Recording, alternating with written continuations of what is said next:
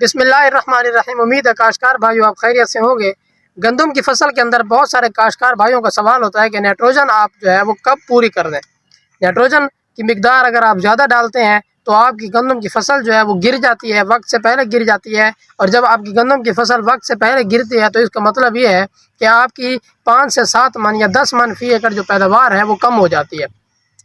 तो आपने नाइट्रोजन की मिकदार जो है वो कितनी डालनी है और किस वक्त तक आपने नाइट्रोजन जो है वो पूरी कर देनी है, यानी कि आप खादों का प्लान जो है वो अपना नाइट्रोजन का वो मुकम्मल कर लेना है। आपने वो किस वक्त कर लेना है और कितनी खाद डालनी है और किस वक्त डालनी है, इसके बारे में आज हम बात कर रहे होंगे। अगर आपने हमारे चैनल को सब्सक्राइब नहीं किया तो हमारे चैनल को सब्सक्राइब करें और बेल के बटन को दबा दें ताकि फसलों के मुतालिक तमाम अच्छी वीडियोज़ आप तक बर वक्त पहुँच सकें।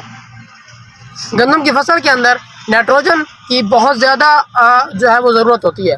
नाइट्रोजन खाद जो है यानी कि यूरिया आपकी खाद जो है वो बहुत ही अहम किरदार अदा करती है उसकी मेटाबॉलिज्म के अंदर, उसकी ग्रोथ के अंदर। गंदम की फसल लश ग्रीन होती है।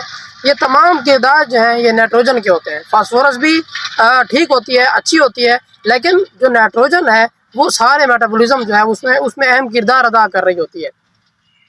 जब आपकी फसल जो है वो तकरीबन 30 से 35 दिनों की हो या आपकी फसल महीने की हो चुकी हो तो आप तकरीबन 60 से 70% अपनी नाइट्रोजन की जो मिकदार है उसकी वो पूरी कर दें। जो नाइट्रोजन की जो ज़रूरत है उसकी वो पूरी कर दें। उसके बाद जब आपकी फसल जो है, जब आप दूसरा पानी लगाएं या तीसरा पानी लगाएं, उस वक्त आप नाइट्रोजन की जो ज़रूरत है वो तकरीबन 100% जो है वो आप कंप्लीट कर लें। यानी कि जब आपकी फसल 50 से 55 दिनों की हो या 60 दिनों की हो उस वक्त आपकी नाइट्रोजन की ज़रूरत जो है वो पूरी हो जानी चाहिए। आपकी फसल के अंदर नाइट्रोजन की मिकदार जो है वो पूरी कर देनी चाहिए। आपको सल्फ़र भी पहले दे देना चाहिए, उसके साथ नाइट्रोजन के साथ सल्फ़र मिला लेते हैं तो आपको उससे और अच्छे रिज़ल्ट मिलते हैं। अगली बात ये आती है कि मतलब कंडीशंस का फ़र्क होता है, फसल की कंडीशंस का फ़र्क होता है, उसके अलावा ज़मीनों का फ़र्क होता है। अगर आपकी रेतली ज़मीनें हैं, अगर आपकी कलर वाली ज़मीनें हैं तो कलर वाली ज़मीनों के अंदर सब पहली बात तो ये है कि नाइट्रोजन आपकी मिलती नहीं है। नाइट्रोजन मिलती भी है तो कम मिकदार में मिलती है, फसल की बढ़ोतरी कम होती है, फसल इतनी ज़्यादा ग्रोथ नहीं कर रही होती। तो जब फसल ग्रोथ नहीं कर रही होती तो उस वक्त आप जैसे जैसे पानी लगाएं तो उसकी नाइट्रोजन आप डाल सकते हैं। ज़रूरी नहीं है कि आप कलर वाली ज़मीनों के ऊपर या रेतली ज़मीनों के ऊपर आप 50 दिनों के अंदर मुकम्मल कर लें। आपकी फसल ग्रोथ नहीं कर रही तो आप उसकी नाइट्रोजन की मिकदार जो है वो डालते रहनी चाहिए, आपको साथ साथ डालती रहनी चाहिए।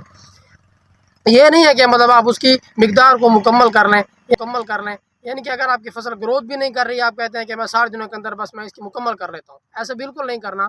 अगर आपकी फसल जो है वो सही तरह से बढ़ोतरी नहीं कर रही, अगर आपकी रेतली ज़मीनें हैं या बरानी इलाकों पर जहाँ पर बारिशें नहीं हो रही तो वहाँ पर तो आपको साथ साथ नाइट्रोजन देनी चाहिए। नाइट्रोजन देंगे तो आपकी फसल ग्रोथ करेगी।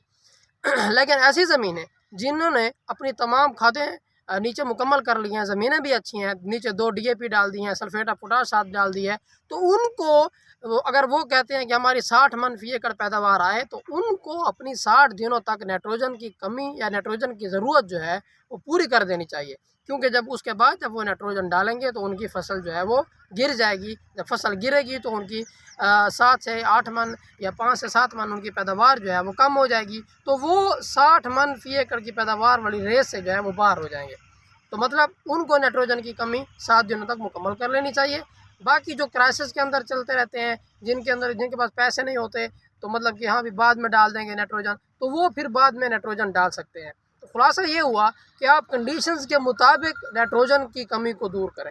कंडीशंस के मुताबिक आप यूरिया का इस्तेमाल करें। जिस तरह की कंडीशंस हों, जिस तरह की आपकी फसल की कंडीशन हो उसके मुताबिक आप यूरिया का इस्तेमाल करें। इंशाल्लाह आपको बेहतरीन रिज़ल्ट मिलेंगे। उम्मीद है आपको वीडियो समझ आ गई होगी। अपना ख्याल रखिएगा। अल्लाह हाफिज़।